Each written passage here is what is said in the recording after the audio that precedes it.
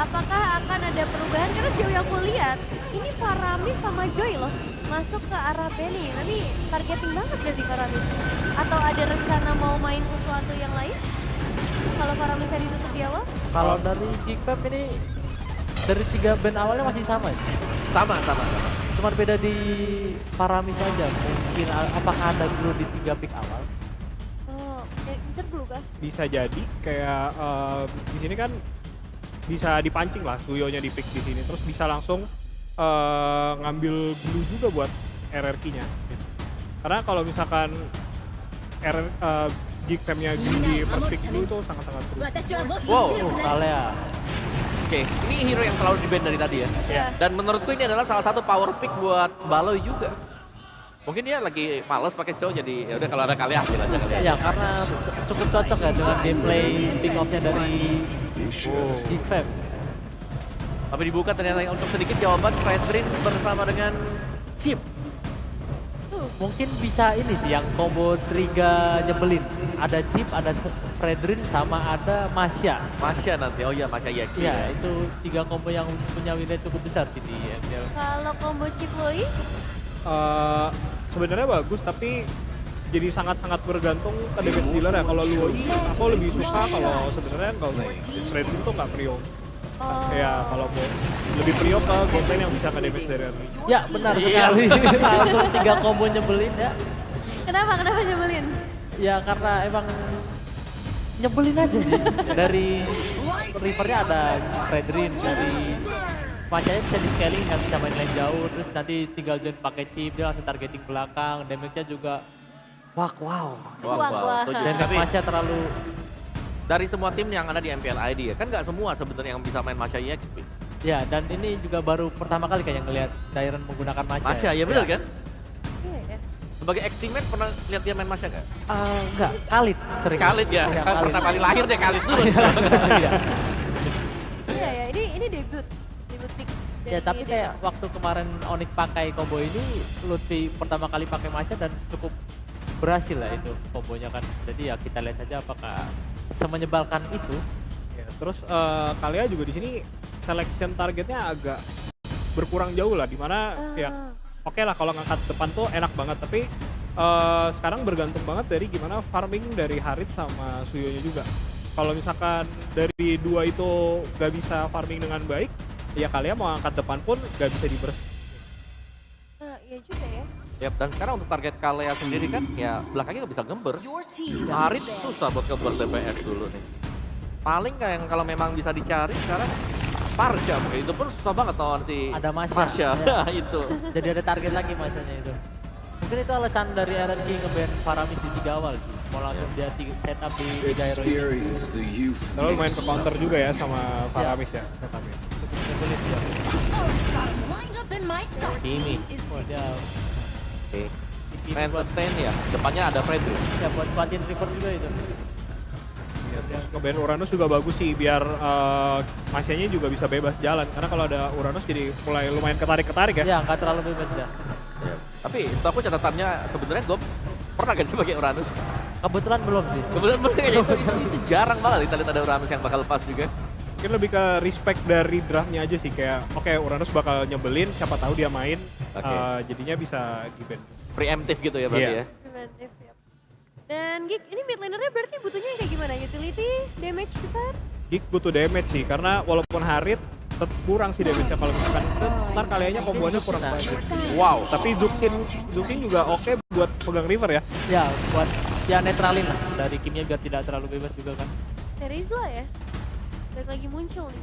Ya, Teresa mungkin lebih ke penalty zone yang dipakai kalau ada shortcut nanti. Ya. Ada yang langsung keluar udahlah, penalty zone di atas dari shortcutnya. Karena mereka bakal main yang team fight ngumpul banget, apalagi ada chip juga. Terus emang Teris ini buat lawan Fredrin, ada di draft Fredrin tuh bagus. Karena Fredrin tuh apa sih bakal ke depan-depanin, bisa di-poke juga, bisa di-loncat. Tapi dijawabnya langsung dengan Kari ya. Dan kita bakal lihat berarti hasilnya seperti apa. Dengan satu pick terakhir dari RRQ maupun mengubah semua game plan yang sudah dirancang oleh Geekfam sendiri. Langsung saja kita saksikan bersama pemulung Jessica Lim Kocho.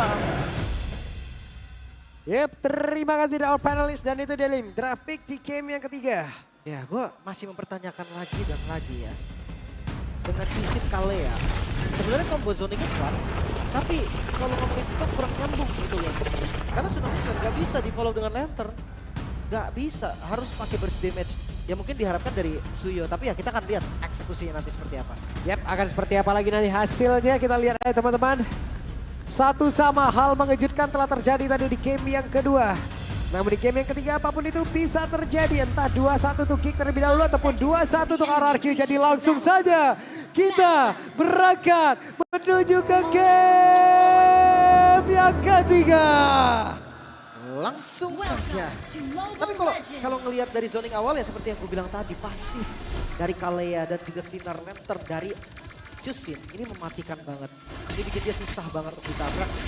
Tapi untuk Gops versus Dairon Masya melawan Terisla. Kayaknya dari landing Terisla tetap akan lebih enak deh dari power clear-nya. Tapi bedanya nanti objektif ketika di mid to late game. Karena Masya tipikalnya akan geser bagian belakang. Yap, sementara itu Balai cukup agresif di awal. Sudah mulai ngezoning jauh masuk dalam area pertahanan dari RRQ. Lihat di bagian bawah zoningnya dipegang kan. Itulah dari Gops dengan emblem dasar fighter. Sementara ya kita tahu Dairon Masya dia akan full damage thrill. Master Assassin ditambah dengan lethal infusion. Jadi full damage banget mas. Itu Balai dulu ngacak-ngacak banget ini. Ngadu ya. Sesama tank akan sesama adu juga. Tinggal satu bar HP-nya. Dairon dia nggak cepat untuk bisa buka loh yang mau dimakan. Langsung ditabrak tapi Balai masih sempat untuk flicker dan menyelamatkan diri. Iya aman. Pattern dari Sutsujin juga yang tidak terganggu. Menggunakan jungle tank versus fighter. MyKids dengan Suyon. Tadi sempat ditanya juga kan sama Mas Adi. Katanya, udah bagus banget main Suyonya. Ya memang karena pick-nya aja banyak banget kan total untuk MyKids dengan Suyonya. Jadi jangan sampai nih tiba-tiba power pick dari MyKids bisa membawa keajaiban bagi Geekman kembali. Oke. Dan sekarang mereka semua akan berkumpul di area dari Turtle. Dan seperti apa lagi kejadiannya karena beberapa pemain sepertinya sudah menuju ke level 4. Ya akan setup di mid lane ya. Ya tadi karena minion dari mid itu yang bertemu paling cepat. Makanya Gops sekarang sudah ada di level keempat. Bawahnya bisa dikasih ke Baloi mungkin. Oke. Tapi kayaknya dipercepat aja nih dari Turtle. Yap. Oh Maykits ketahuan. Oke, tapi Maykitsnya ada di area atas. Maykitsnya langsung diburu dan sekarang Maykitsnya sendirian bisa nggak dia bertahan. Karena masih ada di area belakang. Namun damage-nya terus-terusan masuk dan kalkulasi yang salah telah terjadi dari Kick Farm. Itu dia memang tercuri dari orange buff-nya. Tapi nyawalah bayarannya cukup merugi dari Geek Fam juga. Sementara Sutsujin langsung ngambil jungle yang bisa diambil. Seakan nggak mau rugi. Tapi tetap ya kehilangan orange buff levelnya akan terhambat. Oke, sementara sekarang Maykits sudah hadir kembali. Maykits sudah akan menuju lagi ke area purple buff dan di area Turtle belum ada pergerakan sama sekali. Masih belum mau setup. Dan jungle tank ya yang punya tugas untuk setup terlebih dahulu. Seakan patah dari temponya ketika jungle tank gak dapetin turtle. Bahkan Geek Fam sadar akan hal itu. Mereka yang coba untuk megangin turtle-nya mereka bisa reset kapanpun mereka mau itu mereka komit bahkan. Oke, Ini dapat turtle harusnya. dapat Turtle udah. Karena dia tadi juga nggak ada sesuatu yang mau dilakukan gitu untuk menuju ke situ. Ya udah itu dimanfaatkan oleh Geek. Langsung membatik. Tapi masih ada Purify dari Rins. Bahkan Sutsujin retribution udah dipakai tadi ke arah dari purple buff. Sekarang menjadi tanda tanya nih, ganking ke arah mana? Dari Sutsujin tak ke arah top lane ataupun XP lane. Keduanya tipikal hero mid late game. Gak bisa dari awal. Oke, dari bagian bawah. Gops sendirian. Gops masih bertahan. Dan Gops masih stay di landing yang dia punya. Keras banget ya. Gak mudah untuk ditumbangkan pastinya dari Gops juga. Sementara di tarah top lane, keduanya akan beradu farming Kenzie dan juga Toy. Keduanya tipikal yang 3 item baru bisa online. Trinity dan juga Alboy. Oke. Sampai pakai Jason Bacon. Tapi gagal kali ini ya. Aboy untuk bisa mengejar. Akan beradu farming terlebih dahulu. Gak akan ada overcommit juga seharusnya. Dan balik lagi ke arah dari top lane. Gue masih menanti nih ganking yang akan diberikan. Typical pick off ada dari Geek Fam dengan Tsunami Slam. Tapi RRQ mereka punya Sutsujin juga dengan unlimited CC. Ada knock up down, banyak banget efektif yang bisa diberikan. Tapi dari segi item nih, belum jadi item pertama bagi keduanya. Dan Wait, Sutsujin mendadak mencoba untuk bisa mendekatkan diri dan Kenzinski mau tidak mau flicker. Ya, keputusan yang terbaik ya untuk saat ini. Tapi minionnya akan ada di depan, jadi tabrakannya ada di depan turret dari RRQ. Kontrol minion yang cukup baik. Dan gue suka banget sih ketika ngelihat chip yang digunakan oleh semua bahkan tim MPL. Karena penguasaan mapnya bagus banget. Dia ada di rumput-rumput yang unpredictable lah bisa dibilang. Ini bagian tengah Aboy bener-bener sendirian Aboy. Berhasil tadi menghantarkan damage-nya sedikit menuju ke arah range. Dan ada satu motor lava Gom lagi yang diambil. Lumayan pasif ya dari gamenya. Keduanya oke. Dapat. Tenang. Baloy hampir saja tadi. Satu tidak strike yang mungkin tepat sekali. Namun sekarang Aboy dipaksa untuk mundur sedikit. Ya lagi-lagi ya. Akan dipoke dulu dari damage-nya. Oh, Wah. make it sadar. What a game sense. Dia tahu nih Idok. Padahal udah lama banget, udah setengah Iya. jam di situ. Hah? Dari hari pertama bah. Iya lama banget, tapi ketahuan akhirnya ya. Dengan panahnya. Lagi-lagi setup dari Turtle. Big Fam. Ya. Dan mereka serang kembali. Lim enak banget tanpa ada penjagaan sama sekali. Di tempat yang lain Kenzinski pun nggak mendapatkan ancaman yang begitu berarti. Ya udah Geek Farm mendapat keuntungan lagi. Kenzie-nya sadar nih, ketika Turtle gak di kontes, Idok bisa ada di top lane. Dan ya pilihan untuk mundur adalah pilihan terbaik sampai saat ini. Bahkan walau Oke, di bagian bawah mereka mencoba untuk bisa memirror apapun yang sudah terjadi. Namun sekarang Baloyski lompat lagi menuju ke tempat yang jauh lebih aman karena di bagian atas ada satu ototarnya pada akhirnya berhasil langsung dilumpuhkan, dihancurkan. Dan sekarang Kenzinski berhasil langsung didapatkan. Bali lagi, tapi gak sempet rinse di bagian bawah. Yap, dan itu dia. Ada satu lagi, Tsunami Slam langsung keluarkan. Tapi Tyrant dengan satu pasif yang dia milikin masih selamat. Dan ada flicker juga tadi yang terbuka. Mid, ada pressure yang dibelikan juga oleh Geek Farm. Bawahnya akan ditukar, tapi perhatikan di top lane. Toy, ini lumayan free nih. Memang untuk dapetin inner kayaknya gak semudah itu karena Kenzie udah langsung lari lagi. Aboy ini. Aboy hampir saja dan tadi ada satu traction pulse yang sudah terlihat namun masih bisa. Dan juga tidak tepat ke arah dari Aboy. Level 10 make it. Ini hero pegangannya ya, jangan lupa nih dari farming yang lancar. Turtle 2 turtle berarti totalnya udah didapatkan juga oleh Geek Fam. Experience-nya akan unggul. Walaupun dari segi gold, 1200 ya. Ini gold yang minim lah dari Geek juga. Dan Aboy cukup berani menjadi orang terdepan. Aboy langsung ditabrak, tapi tempat berbeda langsung saja Baloyski hadir. Namun sekarang Zaman Fall sudah terlihat dalam area tersebut, tapi tidak ada follow up damage lagi untuk Baloyski hadir bagian depan. Akan mereka semua berhasil mendapatkan sebuah keuntungan. Dan dapat dadak, ada Gops mulai join ke dalam area tersebut. Satu poin kill berhasil diambil dan Riz menjadi korban lanjutan. Tapi dilompatin dan selesai. 4 player lejap seketika. Dihancurkan Geek Fam. Sekali rotasi yang mereka coba lakukan, 4 member bayarannya, tapi the best thing yang bisa dilakukan oleh Dairon. Sekarang Dairon masih belum punya damage. Dapetin mid turret itu udah menjadi keuntungan maksimal yang bisa dilakukan Dairon barusan. Karena ya mau nggak mau, Idok belum sempat buka shortcut ternyata tadi. Yap, tapi bagus banget follow up yang sangat cepat dilakukan oleh pemain dari Geek Farm. Mereka berkumpul, ada portal yang memang tadi terekspos, mereka masuk juga semua ke situ, mereka hadir juga ke situ. Ya inilah yang terjadi, mereka mendapatkan turtle kembali, keuntungan mereka ambil lagi. Cuan. Frank Turtle, Geek Fam. Udah 3 game ini Geek Fam selalu mendominasi early-nya. Gue pikir dengan jungle tank tadi kan yang dipakai Setsujin sekarang. Mungkin bisa untuk membalikan keadaan, ternyata enggak. Ternyata tetap Big Fam yang pegang kendali. Yap, Gop. Oke, Gops. Keras banget. Gops keras banget. Di sini nggak bisa di instan juga, mungkin butuh Toy ya kalau memang mau makan ke arah Gop. Pertukaran inner turret. Ya bagian bawah dikejar, Oke. tapi lihat Idok. Tapi di dalamnya coba kita lihat. Mereka semua boleh berkumpul. Baloyski-nya terjebak. Siapa yang menjadi korbannya? Berhasil tadi kembali ke arah satu player dan coba lihat ini belum ada satu wall damage. Tapi Idok yang akan gak bisa selamat dan juga menuju ke arah rekannya. Tidak. Double kill didapatkan Kenzinski di tempat yang lain. Kenzinski kali ini menunjukkan bagaimana damage yang bisa dia hantarkan. Traction Dairon. pulse dan Dairon dia masuk. Dairon berhasil menggaruk dan selesai pula Kenzinski. Tapi sekarang mereka mencoba untuk bisa mendapatkan keuntungan kembali Purple Bufflim. Itu dia damage yang sakit sekali dari Masya. Gak heran juga ya ketika ada X9 damage, Masya lah jawabannya. Satu buah Thunderclap dengan basic attack yang diperkuat tadi. Langsung setengah HP loh, itu Harriet. Tidak ada Zaman Force juga tadi, jadi ya memang gak bisa kemana-mana lagi. Gak bisa ngapa-ngapain lagi. Sementara kalau dari keseluruhan Big Fam 2000 hampir 3000 gold keunggulan. Cuma jujur kalau ngelihat dari potensi RRQ, kita ingat dari game kedua 8000 gold keunggulan dari Big Fam. Satu momentum aja yang dibutuhkan, RRQ bisa balikin keadaan, dan sekarang Blast of Despair udah jadi untuk Dairon. Ini Kenzie harus hati-hati banget loh. Ya, karena bisa dipastikan ya, Masya akan cuek sama apapun di sekitarnya kecuali targetnya. Bener. Kalau targetnya Kenzie ya udah Kenzie aja udah. satu-satunya selamatin Winter tapi Baloy. Yap, itu dia. Mereka mencoba untuk bisa mendapatkan lagi ke arah dari Dairon jadi batik bola damage masuk. Bisakah Dairon bertahan? Tapi Flicker ke depan jauh lebih aman. Dan tidak untuk waktu yang lama mereka berhasil mendapatkan objektifnya. Mission complete. Ya Dairon yang tumbang. Sementara lihat di bagian lain masih ada split push. Penguasaan map yang akan diungguli oleh RRQ juga. Level 11 berbanding level 14 My Kids. Dia selalu ada di posisi unggul level. Menurut gue ini bukan Suyo effect lagi. Tapi memang power pick effect. Makanya patternnya benar-benar lancar dan gak terganggu. Perfect Turtle lagi-lagi kan. Dan mungkin efek objektif karena Lord boleh dicatat. Dan mereka mempercepat lagi. Area dari Lordnya, walaupun mereka tahu ya Chip bisa datang kapanpun dan juga memanggil seluruh rekannya. Dan itu dia, Idok masuk dari belakang. Idok membuka portalnya. Tapi sekarang Kenzie berhasil tidak juga tidak bola damage dibanding tadi karena satu play. Tapi Sujin masih terlalu tebal bahkan sekarang Gopcha langsung aja berhasil dirumpuhkan.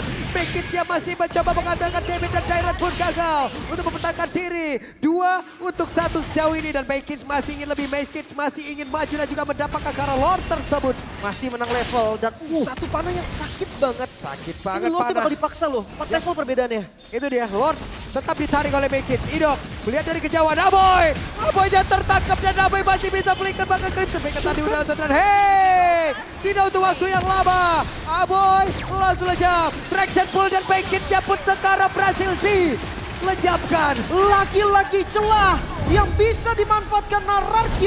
Satu momentum tercipta kembali. Geek, mereka kehilangan apapun. Semua yang sudah mereka usahakan dari early game sampai di menit 11. Gold mulai ditarik. Dan masih ada banyak pertanyaan nih. Gimana caranya Kenzie bisa selamat dari Dairon? Yap, itu dia Kenzie. Sudah terlihat ya, Kenzie sudah di target lock. Pasti Kenzie. Atau mungkin kalau ada opsi lain ya ke arah Aboy. Bahkan jangan-jangan Make It nanti. Ya siapapun yang tipis itu bisa dimakan. Tidak ada item defense untuk Make It. Blade of Despair untuk item selanjutnya. Bahkan kalau ngomongin soal Chusin, dia belum jadi core of destiny, bisa ditarget juga. Yap, itu dia traction pull sudah dikeluarkan kembali. Sementara itu Baleski menjadi orang terdepan. Akankah membati karena satu play depan dari saya tapi masih jatuh tadi karena tembok. Menjadi sebuah kerugian untuk mereka. Big Pop masih mencoba untuk bertahan. Loh top lane-nya ini bakal dilepas kah? Masih ada holy defense? No, tidak ada holy defense ternyata. Yap, tidak ada holy defense. Idok bisa saja masuk area dalam dan juga memakai rekan-rekannya. Mereka sudah akan masuk lewat atas kan? Tidak ternyata Lim. Masih aman, tapi sisa satu hit lagi sih ya dari base turret-nya. Harus dijaga habis-habisan traction pulse. Jadi traction pulse dikeluarkan kembali. Gak boleh di-commit. Masih bisa bertahan, bahkan Geek Fam. Mereka tidak kehilangan satu base turret pun. Sekarang permasalahan dari Geek Fam adalah gimana cara mereka ngebuka zona. Mereka nggak punya tank yang pasti. Mengandalkan Gox yang tiba-tiba tadi dipukul sama Toy, langsung hilang. Ini membuktikan kalau ya memang Geek, mereka harus menangin jumlah, mereka harus bawa semua member mereka ketika mau coba open. Yap, itu dia 22% saja sekarang Naik turun ya. dari audience prediction untuk Geek. Iya. Tapi balik lagi ini hanya prediksi saja. Geek Fam, mereka masih punya chance yang sama. Langsung kabur traction pun. Pok damage aja sih. Ini Make It sudah level 15, Gox masih 12. Dan ya Gox akan menjadi orang terdepan ya untuk menjadi badan. Kita lihat, sanggupkah dia sambil memberikan coveran terhadap rekan-rekannya penalty zone-nya. Itu kita tunggu. Hati-hati dengan Idok nih. Shortcut dari Idok. Ini bakal jadi jawaban untuk RRQ. Selalu akan ada di posisi-posisi yang mungkin gak di-expect. Bukan cuma dari ganking cepatnya. Tapi Farland ini jadi bisa dikontrol. Siapapun bisa pegang. Nah tadi gue pikir oke, hanya Dairon aja nih yang bakal kontrol dari Farlandnya. Ternyata enggak. Toy pun bisa. Karena nanti tinggal hadir dengan shortcut. Sekarang level sama, Sujin, My Kids. Akan sama-sama di level 15 untuk Lord selanjutnya. Power retribution mereka sama. Pertanyaannya tadi, kick off dari Balo ini gak bisa berjalan dengan mulus. Tidak ada burst damage yang pasti. Yap, itu dia. Masih dalam area defensifnya sendiri. Geek benar-benar terkurung untuk sekarang. Dan RRQ mulai menginvasi sedikit demi sedikit. Itu dia, si Halbert ya. Jawaban yang bagus banget untuk Dairon. Bukan dari attack speed-nya, tapi shield. Oh, Idok datang. Yap, itu dia. Mereka mencoba untuk bisa mendapatkan Idok dan Idok sempat untuk bisa membagi rekan dan Idok untuk kali ini masih bisa selamat dengan kabur ke tempat yang jauh lebih aman dan 2 player dari Geek lejap seketika. Satu buah setup yang gagal. Bahkan Idoknya masih selamat dengan satu tetes darah terakhir. So Lord ini akan di set up. Vision coba dibuka dulu oleh Sujin dan tidak ada siapapun di sana. free. Ini gak ada gangguan sama sekali. RRQ lagi-lagi memegang kendali. Oke. RRQ memegang kendali, RRQ memegang keuntungan yang besar. Mereka punya Lord mereka.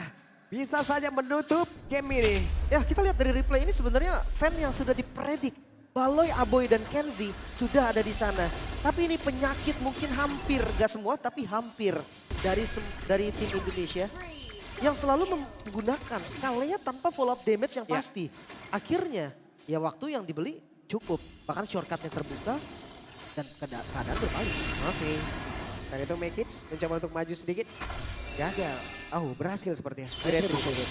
Gak masalah sih. Tapi mampukah Geek Fam untuk bertahan kali ini dengan gempuran dari RRQ? Oke, dan The Gops kehilangan supaya SP masih kena tubuh ya. Hei, Mekic mundur sedikit. Gopsnya langsung aja menyisakan pipeline saja Bang untuk sekarang balas dia pun langsung menggila dengan sangat cepat. RRQ, mereka punya keuntungan yang sangat besar. Mereka berlima, mereka punya Lord. Mereka hanya tinggal menabrak masuk ke dalam area pertahanan dimiliki oleh Geek Fam dan itu dia menjadi kebanyakan jatah untuk RRQ. Membalikan keadaan RRQ tertinggal di game pertama, namun mereka unggul di game yang ketiga. Geek Fam, kesalahan fatal yang sama, selalu memberikan celah yang bisa dimanfaatkan oleh RRQ. Dan ya reset harus dilakukan kembali Geek Fam. Best of 7, bukan hanya strategi, durability juga mereka harus bisa ungguli. Yap. Wow, ini dia. Satu buah draft yang sangat baik juga ya. Dimana tadi Tyron, Masya sangat-sangat mengcounter dan juga memberikan satu lock pasti untuk beberapa player yang dia tuju loh. Selesai berkali-kali tadi. Eksekutor ya. Emang Masya tuh kayak gitu kawan-kawan. Mungkin itu jadi jawaban juga kenapa salah satu power pick Masya di Indonesia, the best Masya mungkin lu itu dapetin respect band ke arah Masyanya. Ya karena seberbahaya itu Masya. Siapapun goaltendernya, apalagi goaltendernya Harriet. Yang jarang banget gue ngeliat Harriet untuk bikin defensif seperti Winter ataupun Immortal. 2 kali sundul. 2 kali itu sundul. benar-benar akan bilang karena basic attack-nya pun sakit. Ya. Dan itu yang terlihat ya. Gops gak bernafas ditembak Toy dan juga ditembak Prince. Penalty zone gak beli sedikit waktu doang. Bahkan Sutsujin dia tahu nih targetnya ke arah siapa. Dia cancel terus baloinya. Gak ada momentum sama sekali dan si direct tabrak pukul selesai. Yep. Emang benar-benar satu fase yang benar-benar terus-terusan dimanfaatkan dan itu dia game yang pertama ataupun di game yang ketiga kembali berhasil diamankan oleh RRQ.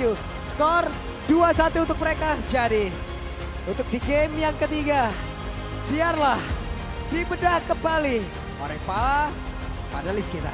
Let's go.